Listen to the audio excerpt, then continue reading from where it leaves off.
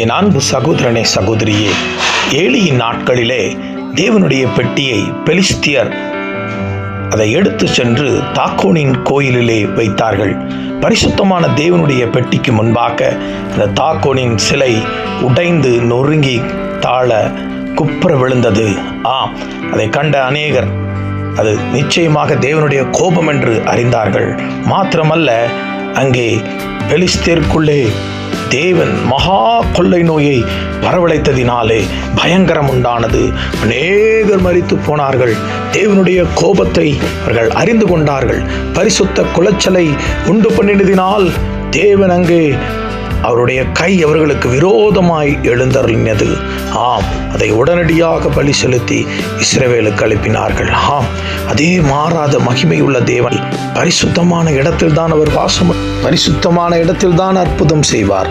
பரிசுத்தம் இல்லாவிட்டால் தேவ கோபம் இறங்கும். கிறிஸ்து இயேசுவின் இரத்தத்தினால் நமக்கு கிடைத்திருக்கின்ற இந்த மாபெரும் பரிசுத்தத்தோடு கர்த்தரை ஆராதிப்போம். கர்த்தர் நமக்கு பெரிய நன்மைகளை செய்வார்.